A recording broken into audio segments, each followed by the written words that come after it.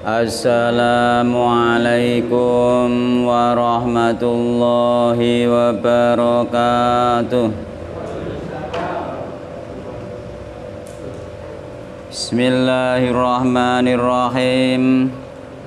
Innal hamdalillah wassalatu wassalamu ala Rasulillah wa ala alihi wa ashabihi wa mawalah. Wala haula wala quwwata illa billah wa man ittaba'a huda ila yaumil qiyamah. Amma ba'du, fa inna asdaqal hadithi kitabullah wa khairal huda huda Muhammadin sallallahu alaihi wasallam wa syarral umuri muhdatsatuha fa inna kulla muhdatsatin bid'ah wa kulla bid'atin dhalalah wa kulla dhalalatin finnar.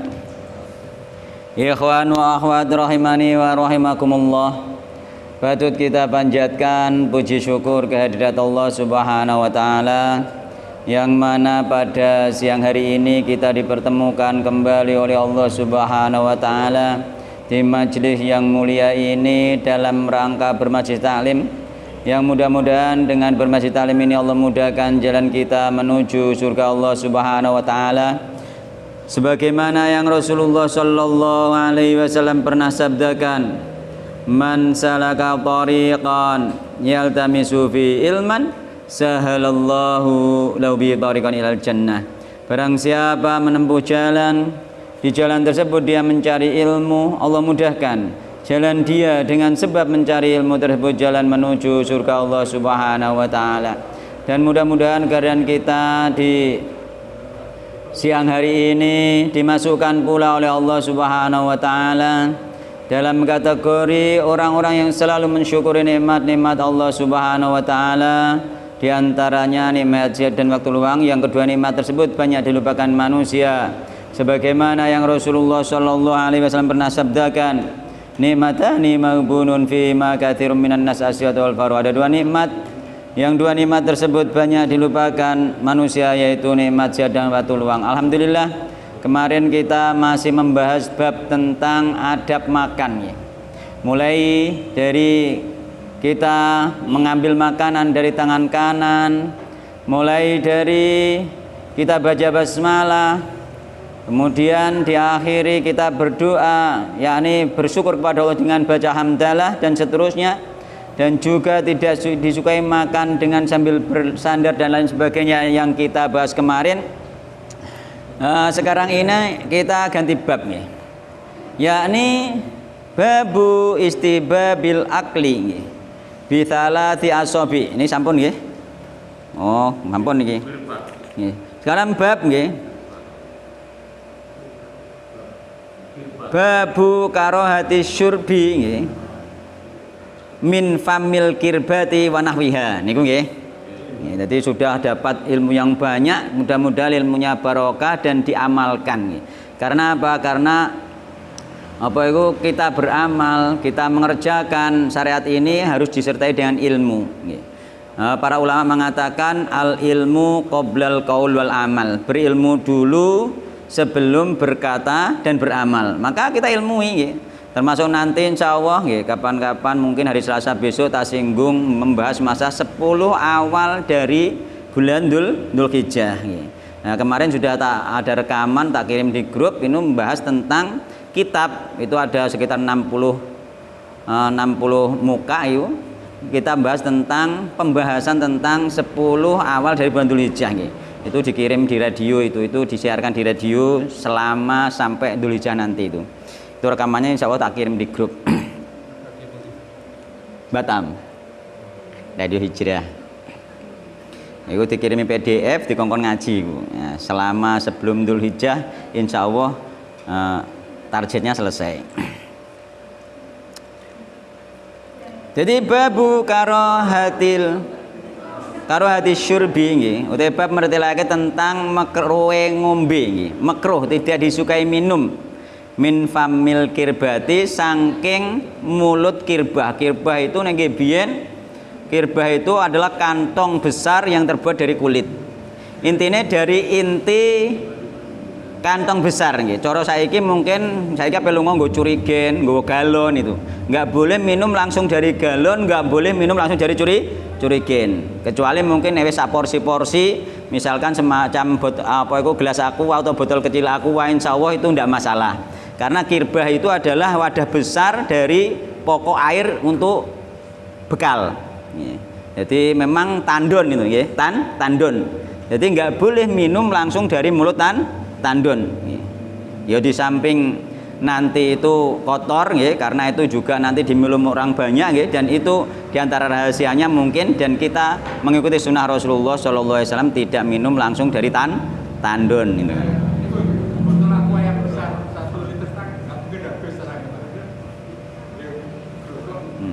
Wallahu taala alam nggih. Itu nanti dipikir kiambak, tapi nek botol aqua kecil insyaallah masuk kategori gelas insyaallah nggih. Jadi insya Allah mboten napa-napa, karena kirbah itu adalah wadah besar untuk bekal itu. Jadi wadah besar. Allah taala alam. Wa bayani annahu karahatu tanzihin. Wa bayani annahu, wa bayan dan keterangan annahu bahwasanya ngombe sangka mulut kirbah, ngombe sangka mulut tandon, ngombe sangka mulut curigen utawa galon gitu nggih. Itu hukume makruh tanzih. Jadi nanti ono makruh itu ono makruh tanzih, ono makruh tahrim. Ini pembahasan fikih. Jadi kita harus tahu, ini pembahasan para ulama gitu. Jadi nek bahas ngene iki ngaji rada abot gitu. Bahas masalahnya penukilannya juga berat sampai tak gawe catatan. Ya, karena apa? Karena memang penukilannya itu berat, yang namanya ada makruh tanzih. La tahrimin dukdu makruh tahrim. Jadi gak haram hukumnya. Jadi ngombe sangka mulut curigen utawa saka galon sing wis ana panturane lah kuwi nek dipasang ning galon niku aja langsung ngombe kok kono, dikek gelas dhisik atau dikek botol kecil dhisik baru diminum. Itu hukumnya makruh tanzih. Makruh tanzih itu masih boleh dilakukan, nek dilakukan tidak berdosa, nek ditinggalkan dapat pahala karena itu termasuk adab. Apa makruh itu? Makruh adalah kata para ulama sesuatu yang tidak disukai oleh syariat. Namun para ulama membagi makruh ini menjadi dua bagian tadi, yakni makruh tanzih sampai makruh tahrim. Makruh tanzih adalah makruh yang bersifat itu adalah perbuatan yang lebih baik ditinggalkan. Nek mbok tinggalno luwih apik. Kowe ora nyucup ning kendi, ora nyucup langsung ning curigen, ora nyucup ning galon niku nek mbok tinggalno luwih apik oleh ganjaran. Tetapi jika dilakukan tidak berdosa. Hanya mengurangi pahalanya gak tambah. Contohnya apa? Contohnya makan bawang mentah sebelum sholat berjamaah. Itu ada hadis dari Nabi Muhammad Shallallahu Alaihi Wasallam. Atau sholat sunnah setelah terbit matahari tapi belum sholat subuh. Harusnya kan yang wajib diutamakan langsung. Dia ini tangi kawanan, dengan sholat sunnah sih deh. Nah itu hukumnya juga makruh tanzih menurut sebagian mazhab. Terus status hukum makruh tanzih ini tidak berdosa jika dilakukan. Meninggalkannya mendapat pahala karena menunjukkan adab atau kehati-hatian di dalam beragama. Jadi itu nek makruh tanzih itu ditinggal. Kenapa ditinggalkan dapat pahala? Karena itu adab. Dia meninggalkannya karena kehati-hatian. Adab nek budal ning masjid ambune iku aja ambu gak enak itu. Mulutnya saya bau dalam masjid. Ini cara saiki keleke bau amune kewecut dalam masjid itu sama nanti hukumnya dikiaskan ke situ. Awor wong akeh iku dikongkon ngresiki badane dari bau yang tak sedap. Saumpama sampean bau tak sedap dalam masjid, ya gak berdosa. Tapi mengurangi pahala seandainya sampean bersihkan lagi di masjid sampean dapat pahala. Itu jenenge makruh tanzih. Dapat pahala. Sedangkan makruh tahrim nanti tak kasih contohnya bagaimana para ulama mengatakan ini makruh tahrim, ini makruh tanzih. Jadi rodok mikir. Tapi makruh tahrim adalah perbuatan yang sangat dilarang dan mendekati haram. Tetapi larangan itu tidak sampai pada tingkatan qot'i pasti. Gak nase masih bisa dibicarakan, masih bisa diperdebatkan oleh para ulama. Misalnya karena dalilnya dzonni tidak pasti. Contoh salat sunnah pada waktu-waktu yang dilarang. Jadi salat sunnah pada waktu yang dilarang itu haram, tapi masuknya yang makruh tahrim. Loh kok iso nek makruh tahrim? Padahal itu ada nas hadisnya yang melarang sholat di waktu-waktu terlarang. Itu nanti tak bahas. Biar ngerti pemahaman tentang fikih itu sangat ruwet, ya, sangat dalam. Maka sebenarnya kita butuh belajar yang banyak, belajar yang dalam. Ora usah apa kadang-kadang wong lagi belajar yuk keluar-keluar nang Facebook geger kaprah, ternyata urung paham. Itu sing akeh ngono. Wong sing lagi kenal sunnah rata-rata sing akeh ngono. Ya. Ngandalno semangate tok ngono. Itu. Nggih? Napa? Nah, mendekar turun gunung lagi ilmu sak cuwil. Nah, wis keluar. Kadang ngono. Memang ilmu itu sangat dalam sekali nggih. Nek sing wis ngerti kadang pembahas mikir dhisik iki. Bener ndak ini kan? Mikir dhisik malah sing pembahas iku nek wis anu. Saking hati-hatine jangan sampai salah di dalam pembahasan. Nggih. Salat sunnah pada waktu terlarang itu hukumnya makruh tahrim, hukumnya haram ya. Tapi nggak sampai dalil qot'i. Kepastiannya tidak 100%. Meskipun ono nas hadis sahih nanti tak bahas ya. Contoh makruh tanzih ya. Sebelum masuk materi ini harus dipahami dulu apa itu makruh tanzih, makruh tahrim. Jadi ini tambah ilmu. Jadi contohnya apa? Contohnya ya, makan apa mang bawang mentah sebelum sholat. Intinya mulutnya bau, nggak boleh masuk masjid. Qala Rasulullah sallallahu alaihi wasallam, Nabi Muhammad SAW bersabda di dalam riwayat Imam Muslim, man akala min hadis syajarati fala yaqrabanna masjidana. Barang siapa yang makan pohon ini yakni bawang putih, fala yaqrabanna masjidana, maka hendaklah dia tidak masuk masjid kami. Wong sing mangan bawang putih janganlah masuk masjid itu. Kan ono larangan nih. Kenapa dikatakan makruh tanzih masih boleh nggih? Kenapa nggih? Dalam riwayat lain disebutkan bawang merah dan bawang daun nggih. Ono bawang daun mbok piye riwayatane niku bawang daun, ono bawang merah juga. Jadi enggak hanya bawang putih, jadi bawang putih dan bawang merah. Intinya makanan-makanan yang menimbulkan bau tak sedap. Ini mentah, dimakan mentah-mentah ya. Nek matang masakan ndak mboten masuk karena nek masakane baune yang tak sedap sudah hilang. Nah, makanya Nabi Muhammad pernah setelah makan nggak kumur-kumur, nggak berwudu, tapi langsung sholat, itu pernah. Makan masakan itu pernah seperti itu. Meskipun secara apa itu tabiiyah, secara tabiiyah kita itu nek bar mangan gak kemu kan gak enak gitu. Ngoten Mbah nggih. Gak kemu gak enak, tapi Rasulullah mencontohkan gak kumur-kumur, gak berwudu itu menunjukkan boleh gitu loh. Boleh. Gitu.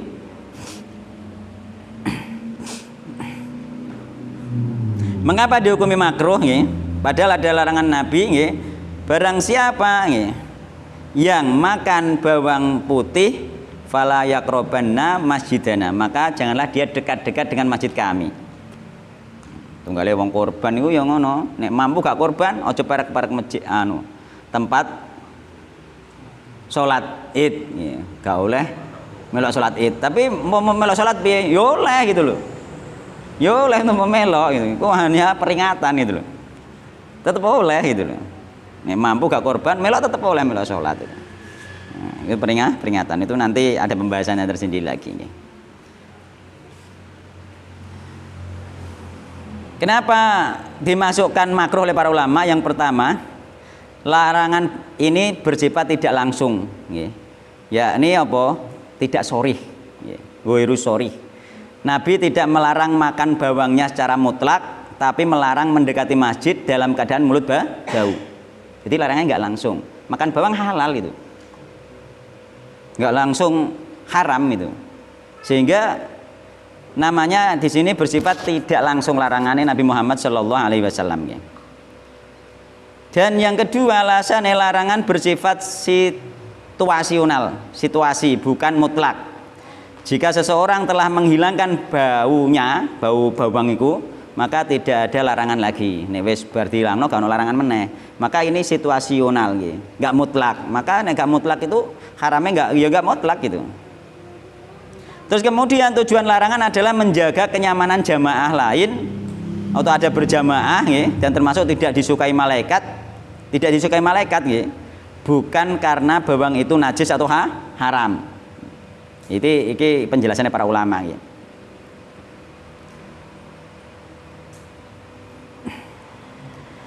Ulama memahaminya, ya, memahami ini ya, sebagai makruh tanzih karena tidak berdosa bila dilakukan. Seandainya dia makan bawang terus dalam masjid, tidak berdosa dia. Nggak ada tegas dosanya dari Nabi Muhammad SAW. Hanya janganlah, peringatan saja, janganlah mendekati masjid kami.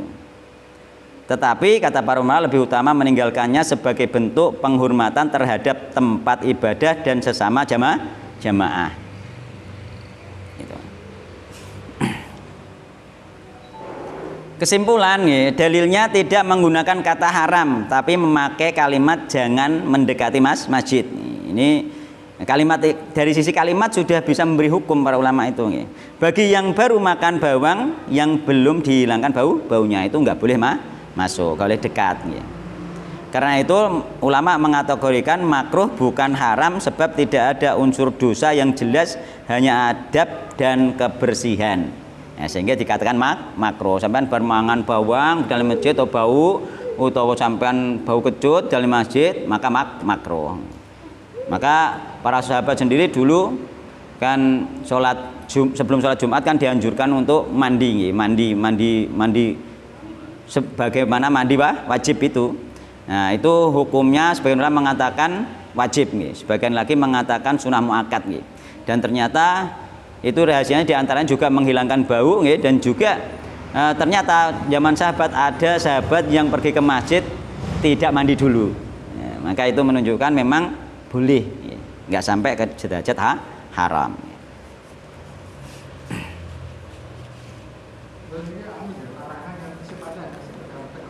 Iya, maka makruh hukumnya.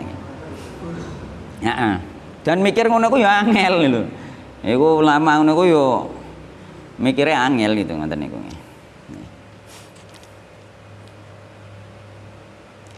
Kemudian contohnya ya, nanti sebenarnya harus bahas dalil doni, dalil apa qot'i dulu nggih, atau ya doni dan qot'i dulu nggih, tapi iki wis kadung tak contohnya yang kedua nggih. Contoh dalil hadis doni. Hadis doni itu nanti contoh sing kira-kira haram apa makruh tahrim. Contoh makruh tahrim yakni apa? Salat. Contoh makruh tahrim apa, Mang? Salat di waktu-waktu terlalu haram itu.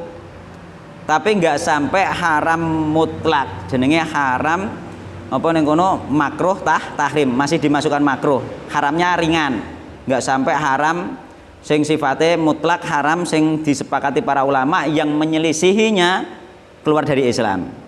Ini dalilnya qot'i Al-Qur'an atau hadis sahih sing mutawatir, maka yang menyelisihinya dia keluar dari Islam.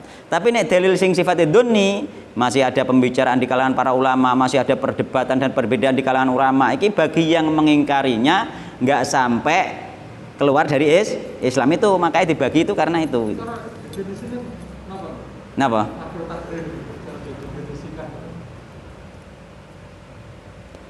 Makruh tahrim. Ya tadi makruh tahrim seperti tadi, sesuatu yang haram secara tegas haram memang itu. Namun ketika ada sebagian orang berpendapat dan tidak sama mengingkari, masih ada penafsiran yang lain, maka kita tetap menghormati itu loh. Maka dia tidak dikatakan keluar dari Islam. Maka perbedaan-perbedaan yang seperti ini, meskipun ada dalil hadis sahihnya, ketika ada yang mengingkari tidak langsung keluar dari Islam. Tapi nek hadis itu sifatnya dalil qot'i jelas dari Al-Qur'an atau dari hadis yang mutawatir, maka yang mengingkarinya langsung keluar dari Islam. Misalnya orang mengingkari wajibnya sholat 5 waktu, atau keluar dari Islam dia.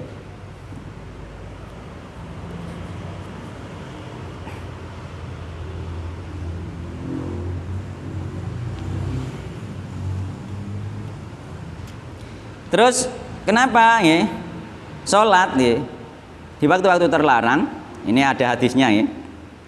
An Uqbah bin Amir qala, "Salatu sa'atin utawi telune pira-pira wektu kana Rasulullah sallallahu alaihi wasallam adalah Rasulullah SAW yanhana nyegah ke apa iku menghalangi kita an-nusolliya untuk salat fihinna di 3 waktu au anak buro utawa ngubur sapa kita fihinna ing dalam 3 waktu mau tanah ing wong mati kita." 3 waktu itu enggak boleh sholat, kata Nabi, dilarang sholat dan dilarang menguburkan orang yang mati. Hina tatlu syamsu ing dalam nalikane muncul srengenge bazigotan hingga meninggi. Lagi muncul itu gak oleh sholat, gak oleh ngubur orang mati. Wa hina yaqumu qa'imud dhahirati ketika matahari tegak di atas kepala itu enggak oleh sholat, enggak oleh ngubur orang mati. Wa hina tadayyafus syamsu lil ghurubi. Nabi melarang apa itu? Sholat dan melarang mengubur orang mati ketika matahari condong hampir tenggelam. Ono larangan yang hadis, tapi ulama mengatakan makruh tahrim, tapi makruh tahrim. Mulane ulama-ulama dulu ketika bilang makruh rata-rata makruh tahrim. Contohnya ulama dahulu yang mengatakan rokok itu makruh gitu. Maka ulama dulu mengatakan makruh itu maksudnya makruh tahrim gitu loh. Jadi ulama salaf dulu ketika bilang makruh rata-rata masuknya yang makruh tahrim. Makruh tahrim, enggak makruh tanzih. Mulane ulama salaf dulu ada yang mengatakan rokok makruh. Mulane tinggu dalil nganti saiki iki ulama yang mengatakan makruh. Maksude ulama tersebut makruh tahrim gitu. Maka nek salah maksudno yo akhirnya salah. Salah maksude salah.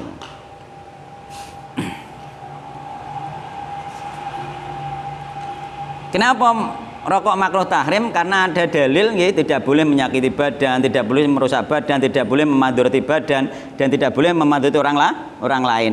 Hadise nase sifate don itu prasangka kuat, ini termasuk larangan. Don itu prasangka kuat. Sing menyelisihi ora kena nyelisihi terus mbok arani keluar kois langsung muni ora rokok gak haram. Tidak bisa dia dikeluarkan dari Islam karena dalilnya don, tidak langsung jelas dan tidak mutawatir itu kejelasannya ya dosa. Tapi yang mengingkari tidak dikeluarkan dari Islam kan, karena ketika mengingkari satu ayat saja atau satu hadis saja, yang hadis tersebut mutawatir, yang ayat Al-Quran jelas mutawatir, itu kan murtad itu loh. Masalahnya di situ. Tapi nek hadis iki sifatnya don, persangka kuat ya, tidak sampai qot'i, maka yang mengingkarinya itu tidak sampai jatuh kepada murtad itu loh.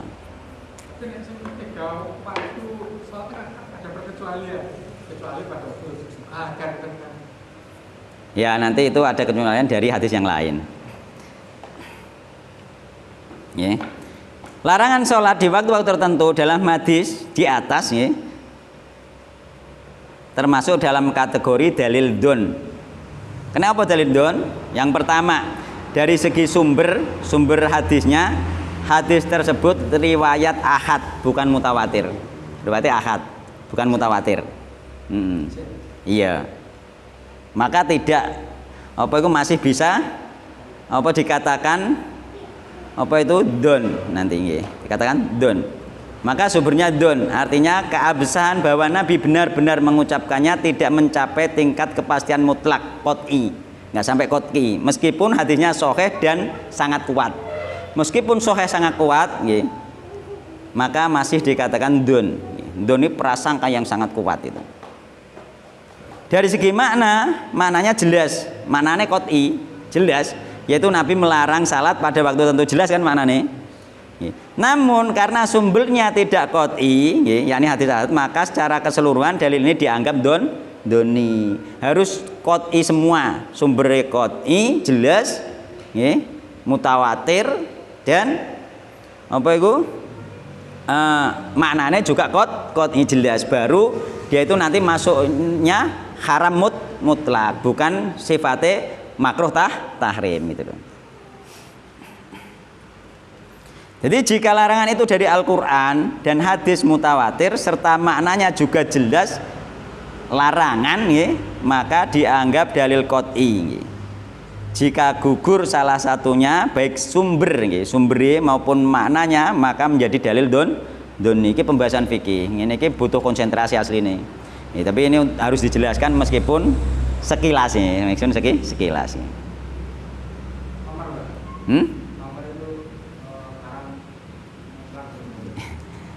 Khamar dalil Al-Qur'an. Gitu. Maknane di Al-Qur'an juga jelas. Qot'i itu. Nek qot'i maksudnya mutlak haram gitu. Qot'i. Cuma rinciannya. Nah, rinciannya apa? Apakah ini khamar enggak? Apakah ini khamar enggak? Itulah yang jadi perdebatan gitu. Yang jelas enggak boleh. Jamu khamar itu enggak boleh. Ada dalilnya tersendiri tentang khamar nanti nggih. Khamar dipakai jamu itu zaman Nabi juga sudah ada nggih. Tetap haram itu. Meskipun sedikit nggih. Banyak yang haram. Wong kadang kan muni ngene. Aku kan gak mendem, sing haram kan nek mendem gitu kan.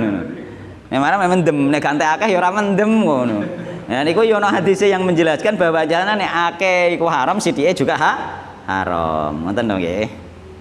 Gitu nggih.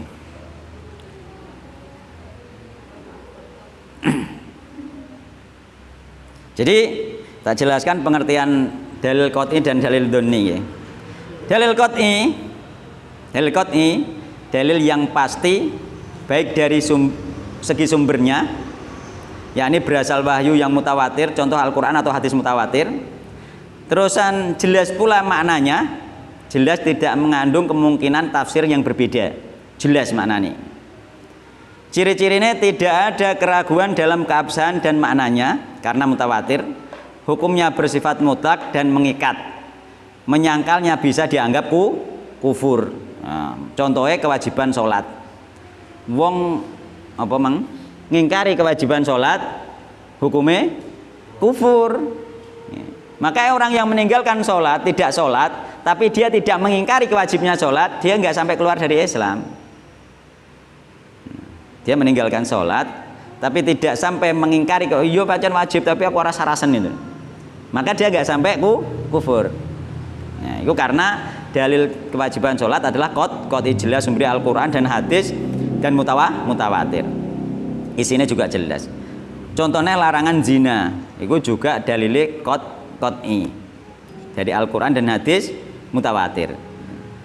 Maka mengatakan zina itu gak haram, dia bisa murtad. Gitu. Yeah. Islam itu gak adil kan bisa keluar kan banyak orang berpendapat betul itu mengatakan itu berapa sisi itu kan adil nggak boleh itu, bisa jadi murtad itu nanti. walaupun dalam pembagian tetap seperti cara sing gak adil iku wonge, bukan syariat Islami. Gak kelem diatur. Terus kemudian dalil doni, ada dalil yang tidak pasti sepenuhnya ya, yang tidak pasti sepenuhnya ya. Tidak pasti sepenuhnya ya. Ya pasti doni persangkaan kuat, yakni tidak pasti sepenuhnya karena sumbernya ahad misalkan. Maknanya tidak jelas secara mutlak, bisa ditafsirkan lebih dari satu makna. Mulane sudah di perdebatan nih dalil doni rata-rata. Coro kelompok kuwi ngene, coro kelompok iki ngene itu. Ya itu perdebatan ini masih ada keringanan meskipun secara manhaj pasti benar salah satu. Cara manhaj apa nanti? Meskipun siji nafsiri ngene, siji nafsiri ngene, maka kita kembalikan dulu sahabat prakteknya bagaimana. Maka kita mengikuti yang dipraktekkan sahabat, yang dipahami sahabat dan yang dipahami tabi'in dan tabi'in. Yang dipahami orang sekarang kita tinggalkan. Itu. Tapi mereka tetap tidak kita katakan keluar dari Islam karena dia mempunyai persangkaan, mempunyai penafsiran. Dia tidak mengingkari ayat itu atau hadis itu secara langsung karena dia mentafsirkan itu. Di hakikat hatinya dia mengimani hadis itu dan mengimani ayat tersebut, tapi penafsirannya salah. Maka kelompok-kelompok yang seperti ini dia tetap Islam, tidak keluar dari Islam meskipun kelihatannya seolah-olah menyelisihi hadis. Nah ini gelem belajar ngene iki lho enak. Awak dhewe kok lega roh kelompok-kelompok sing beda. Kita benar-benar merasa memahaminya dan mempraktekkannya ini benar karena mencontoh praktek sahabat Nabi. Namun kita tetap tidak mengeluarkan mereka yang tidak sama dengan kita keluar dari Islam. Itu sing penak. Nggih mboten? Iya nek gelem belajar fikih para ulama kita nanti bisa menilai seperti itu. Orang-orang kelompok yang banyak itu belum keluar dari Islam gitu loh. Sing memahami satu hadis atau Al-Qur'an berbeda karena dalilnya masih don, prasangka, pentafsiran. Ini pentingnya ngerti dalil doni mbek dalil qot'i. Lah untuk merinci iku ya kangelan gitu. Kita kembali pada manhaj salafus saleh. Nah, ketika perselisihan yang banyak kita kembali ke manhaj salafus saleh saja. Namun orang yang berselisih tersebut tidak kita keluarkan dari Islam karena dia tetap mengimani ayat tersebut dan tetap mengimani hadis tersebut namun dengan penafsiran yang salah itu, yang berbeda. Karena ada kemungkinan penafsiran gitu.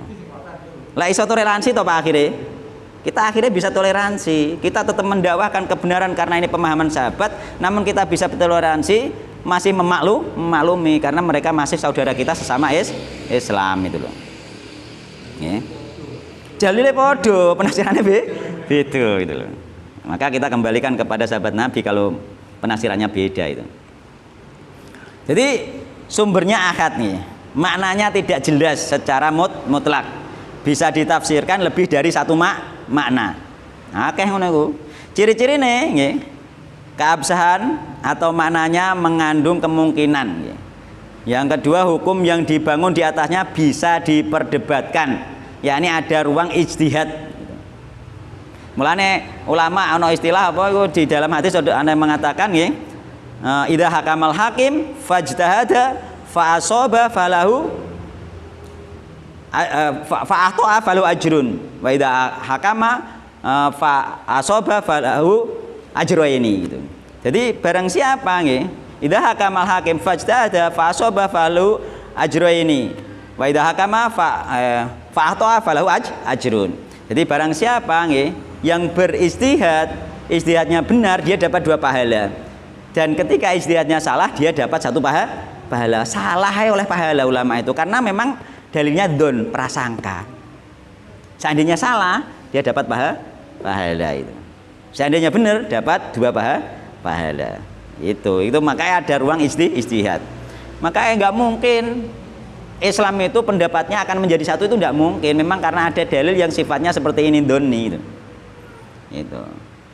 Nggak mungkin. Maka ketika dalilnya doni jangan dipaksakan itu.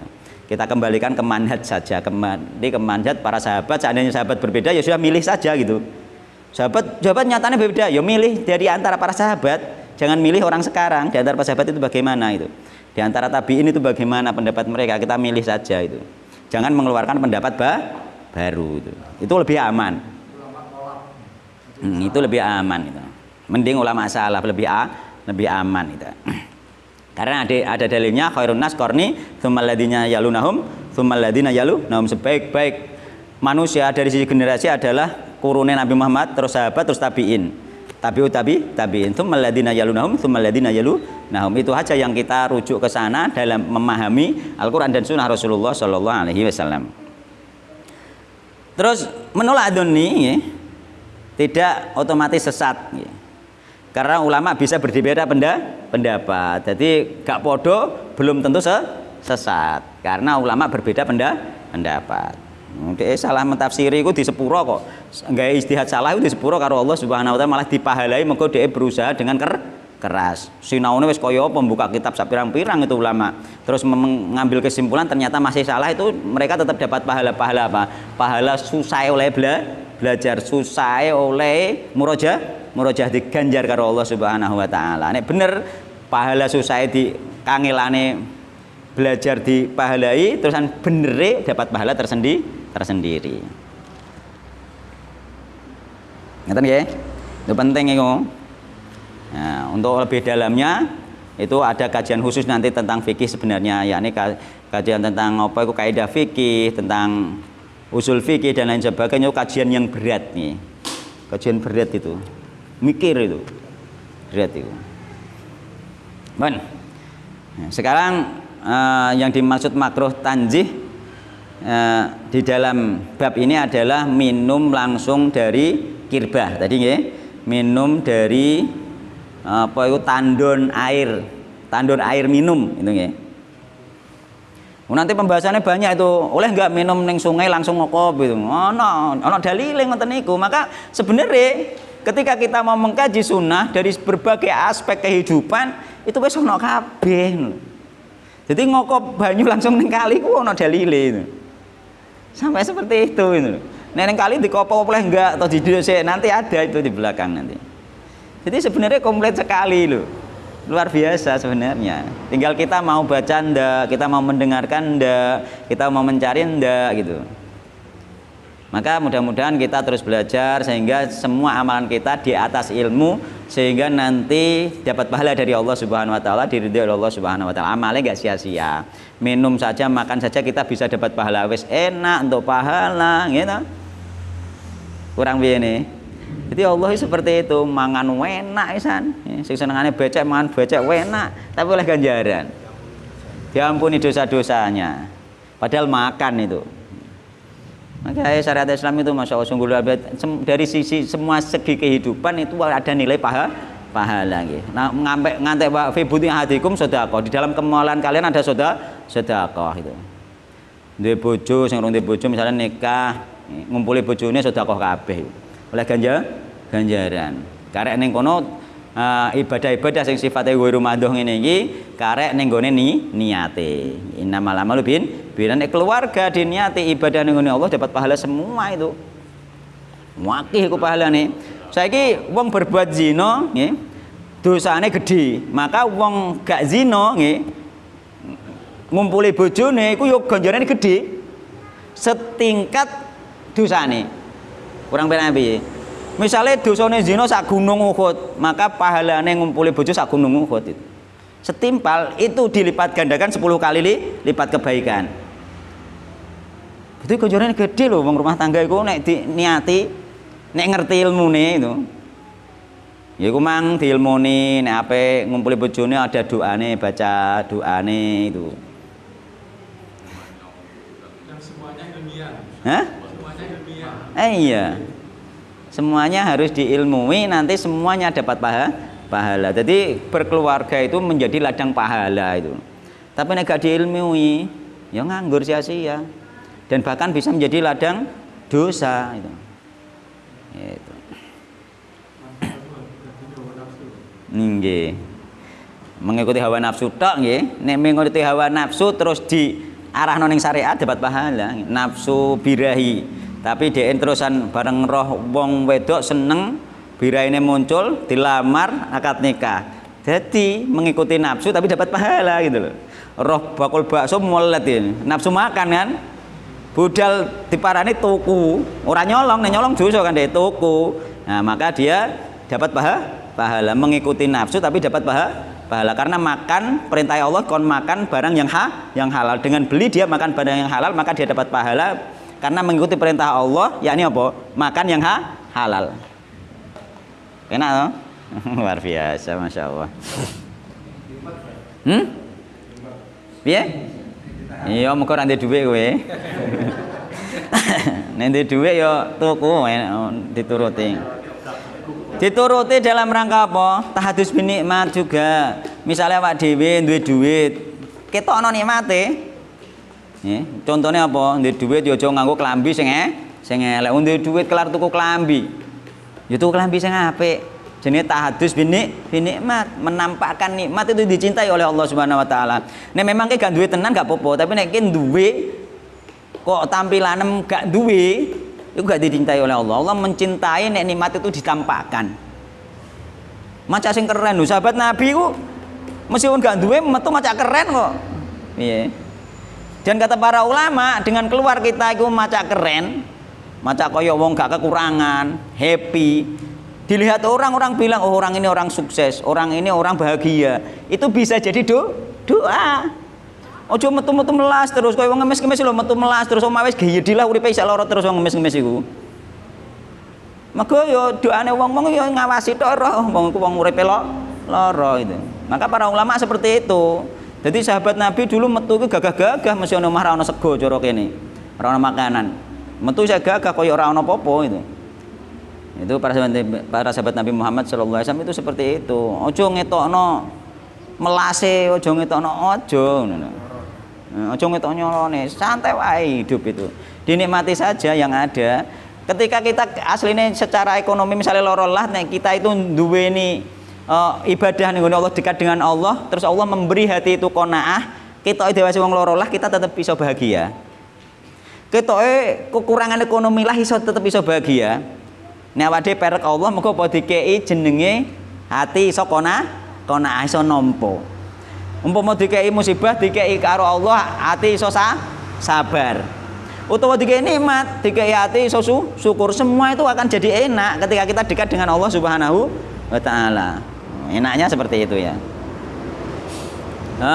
Nabi Sa'id Al-Khudri radhiyallahu anhu qala. Jadi kata saking Abu Sa'id Al-Khudri radhiyallahu anhu qala.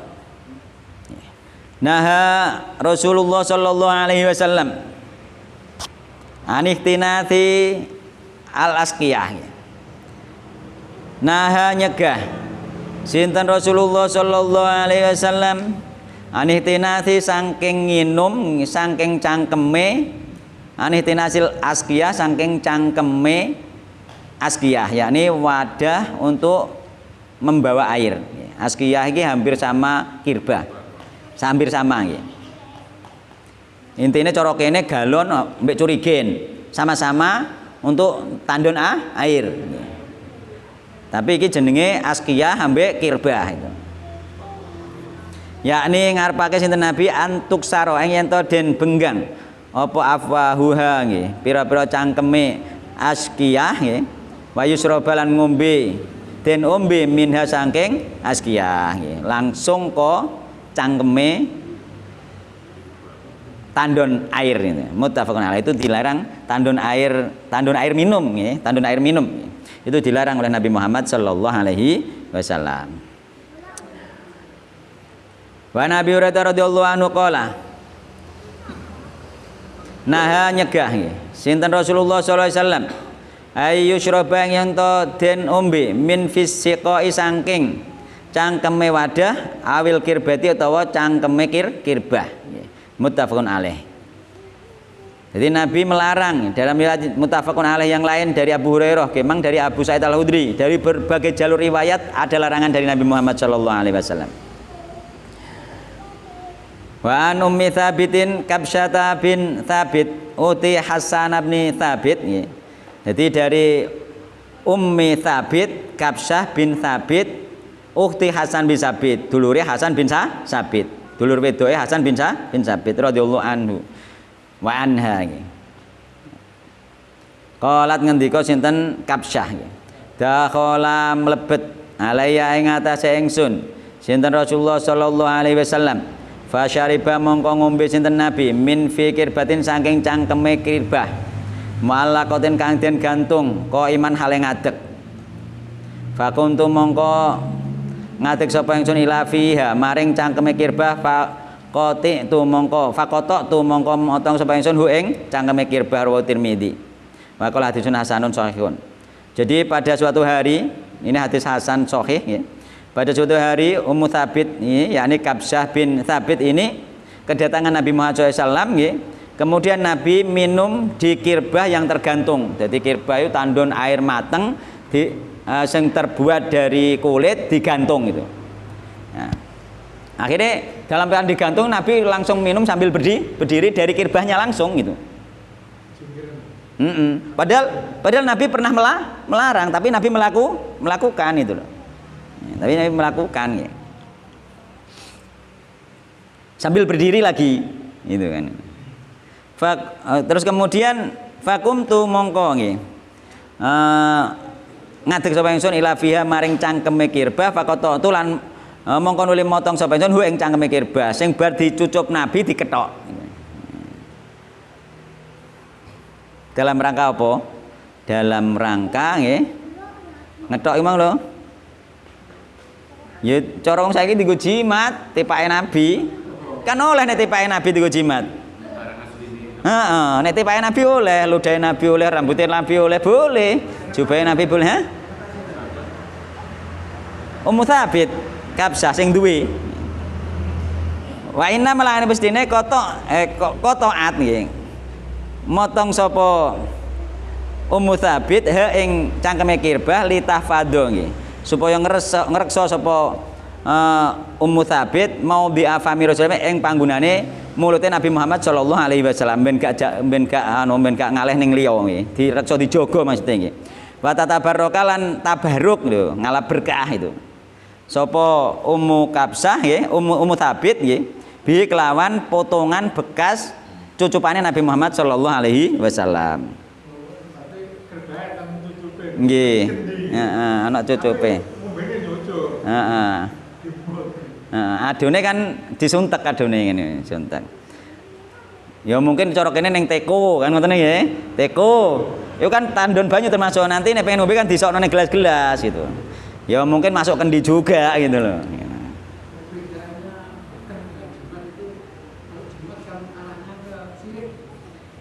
Iya, sebenarnya jimat itu kan ngalap berkah nenggone benda-benda yang tidak ada sunnahnya gitu.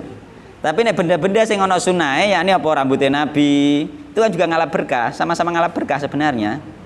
Iya.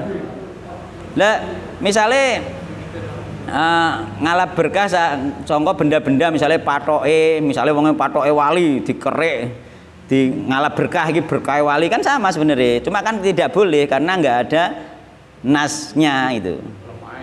Lemah itu kok mulai. Itu kan dia ngalap berkah sebenarnya didadekno jimat itu. Selain Nabi tidak ada. Kenapa enggak ada? Karena setelah Nabi meninggal, kenyataannya orang yang paling soleh di muka bumi ini setelah Nabi adalah Abu Bakar. Abu Bakar dan Umar.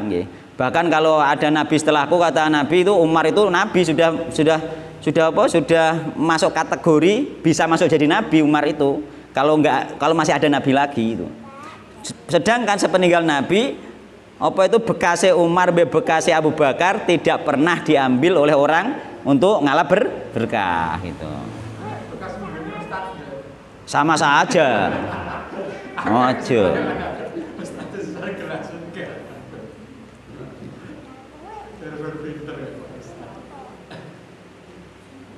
Yo iku marai banyune gak dientekno.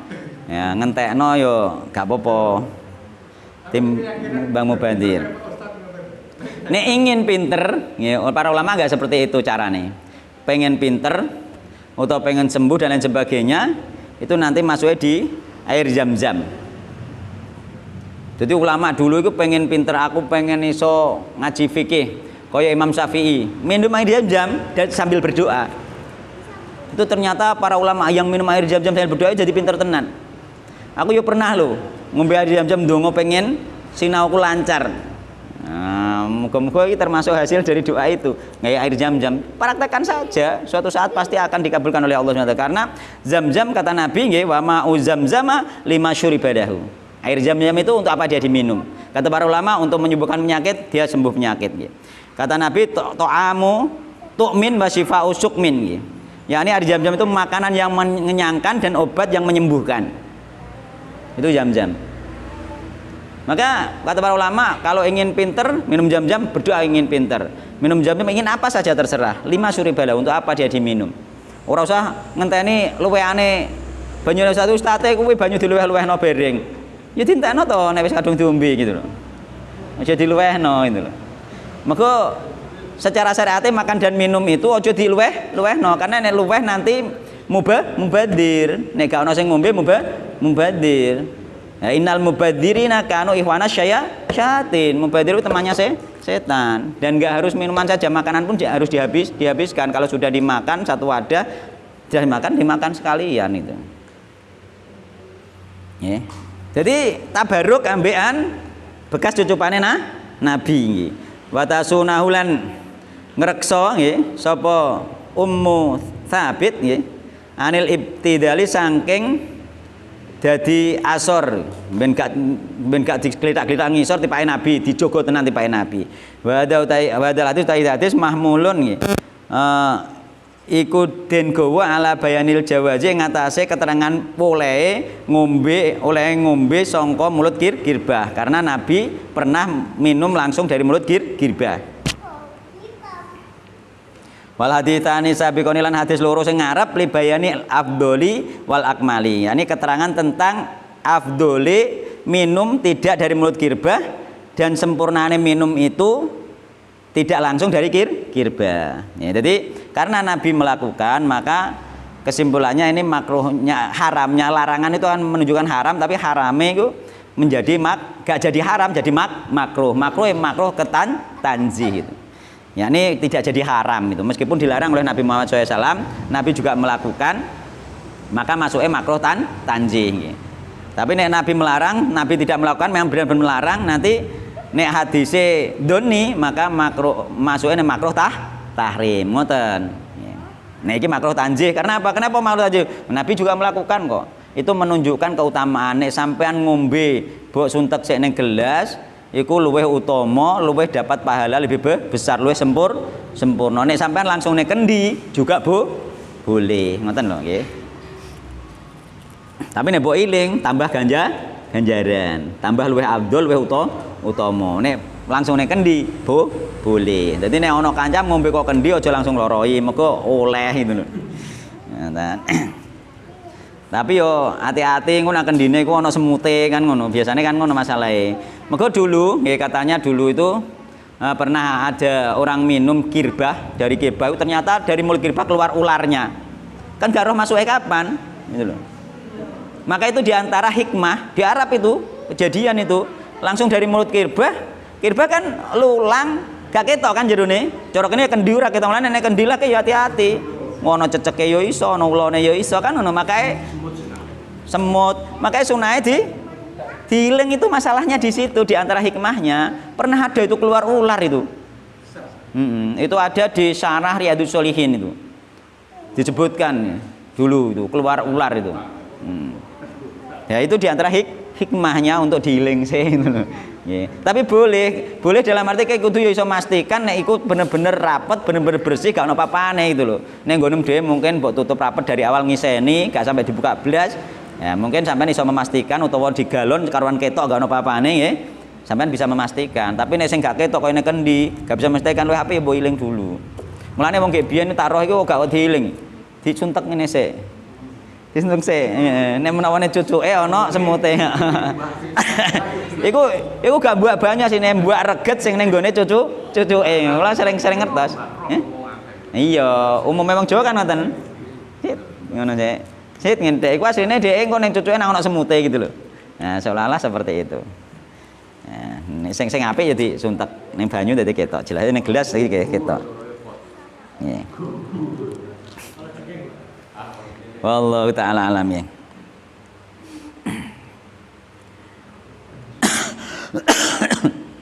Nah, aku ketelak dadi ini. Bismillah.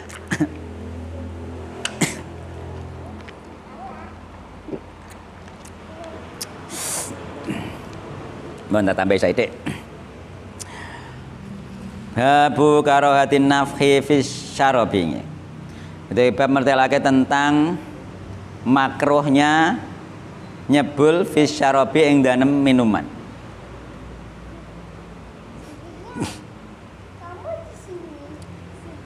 An Nabi Sa'id al-Khudri radhiyallahu anhu anna Nabiy sallallahu alaihi wasallam iku nahanya kasinten Nabi anin nafi saking damu fis syarabi ing dalam minuman. Faqala mongko matur nggih. Oh, hati-hati nggih. Faqala mongko matur sapa rajulun wong lanang al-qadatu utawi reget ara iku ningali ha ing reget fil ina ing dalam adah. Faqala mongko matur sinten Nabi ahrigha nyunteka sira ha ing reget. Jadi Nabi melarang niup minuman ya. Jarine wong lanang zaman Nabi, enek regete njeng Nabi mulane tak sebul. Disebul regete ben ilang gitu. Jare Nabi terus Nabi ahrigha nyunteka sira ha ing reget.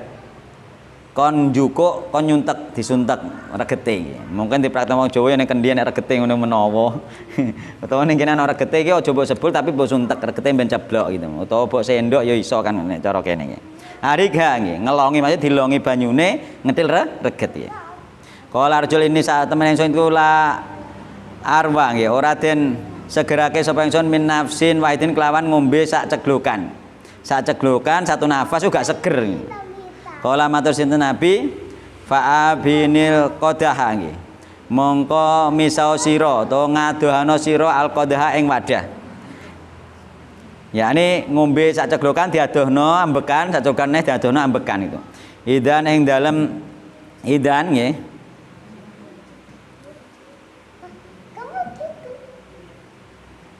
Ing dalem nalikane nafas an fika saking cangkemira. Ketika nafas dijauhno adae gitu. Nah, rawahu Tirmidzi wa qala hadisun hasanun shahihun nggih. Tetep dianjurno Nabi kongkon ngombe 3 kali nggih. Dengan 3 nafas nggih. Nek ambekan kon ngadohno sangka banyune. Mergo ambekane mundak masuk ning banyu. Nek jarine Pak Harjito kae ana zat apa kae sing keluar H2O atau apa CO2 ya sing kira-kira bahaya termasuk itu racun. Jadi wong nek ambekan kan nyedot oksigen ngeluarno racun itu loh. Nah, sing dikeluarno kenapa galeh nafas ambekan mergo mundak racune masuk ning minuman termasuk ndamu makanan sing panas iku masuk nanti nggak boleh itu secara ilmu kedokteran pun itu berbahaya. Ojo mbok damoni. Kemarin wis jelasno ya, ojo didamoni. Nek panas ojo didamoni. Bahkan para ulama mengatakan nek panas, nek gak ono upit, gak ono sing ngupiti kok ono gelas loro, maka dianjurkan niku ning gone sarah-sarah itu. Misalnya iki kopi panas, apa nang diombe gitu. Utawa teh panas wis ketel apa nang diombe. Apa disebul ono larangane, gak oleh. Apa dikipasi ora ono kipas. Nek ono gelas loro jare para ulama disuntek, surut, gentenan suntek, surut, bolak-balik iki sediluk langsung anu adem. Teorine nek teng lepek masih kesuwen, Pak, saya ngenteni. Tapi nek gelas loro mbok suntek rene, mlakune banyune mbok suntek rene neh, mbok suntek rene iku malah gelis. Gelis adem. Heeh, itu teorinya memang seperti itu. Nek lepek iso rada suwe. Sing kene sak panas, tapi nek pengen cepet adem disuntek ning gelas ijine engko balik neh disuntek neh, balik neh disuntek gelis malahan. Nah, seperti itu. Coba praktek nongkrok gelis. Ya, disret disuntak, terus gantinya sret disuntak, itu gelis. Jadi ada cara memang diterangkan di sarahnya itu diterangkan itu caranya itu.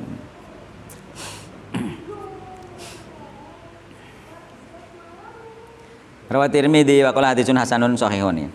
Wa Ibnu Abbas radhiyallahu anhu ma anna Nabi sallallahu alaihi wasallam kuna nyegah sinten Nabi ayu tanaffas ayanto. Apa ku den gaya ambekan filina ing dalam wadah. Ayung fakho utawa den sebul, dienggo ambekan gak oleh disebul ya gak oleh. Fi ing dalam wadah nggih. Jadi disebul ra oleh, dienggo ambekan ra oleh nggih. Karena Rasulullah sallallahu alaihi wasallam yatanaffasu fi syarabi thalathan nggih. Nabi bernafas di dalam minuman 3 kali wa yaqulun innahu arwa kata Nabi. Innahu sesungguhnya bernafas nggih 3 kali itu arwa nggih. Apa itu menghilangkan dahaga. Wa bro'alan sehat. Wa amro'alan kenyang. Coba praktekkan itu pasti benar. Jadi ngombe 3 kali nafas nggih. Nafasnya di luar ada nggih, terus ngombe neh di luar ada ngombe maneh nggih. Kan nafas di wadah iku jare Nabi malah marai melegakan, ngarai menghilangkan dahaga malahan. Wallahu alam rahasianya di mana? Tapi Nabi bilang seperti itu nggih. Wa abro'a nggarai sehat itu. Nah langsung digerojok itu enggak sehat, apalagi sambil berdiri itu enggak sehat. Ini digerojok apalagi sambil berdiri itu enggak sehat. Terus kemudian wa bro'a nggarai kenyang gitu.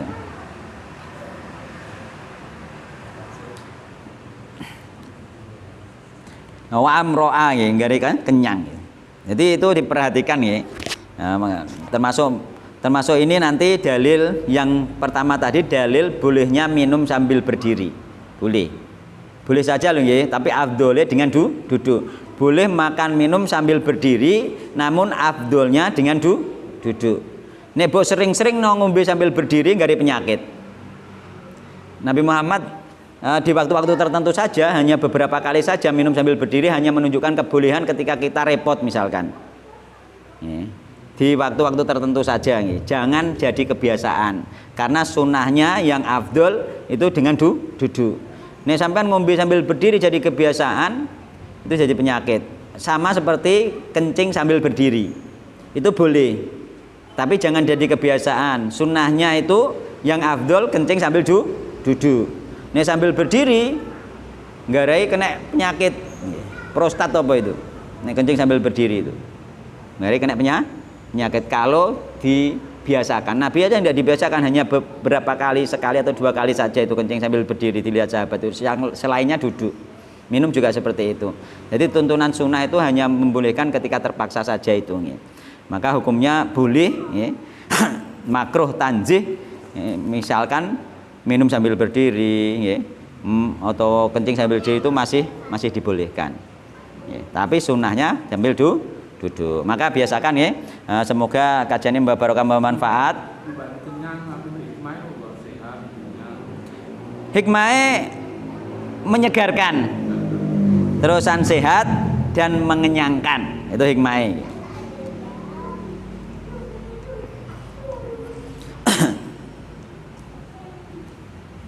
Riwayat Imam Muslim itu hadisnya ini.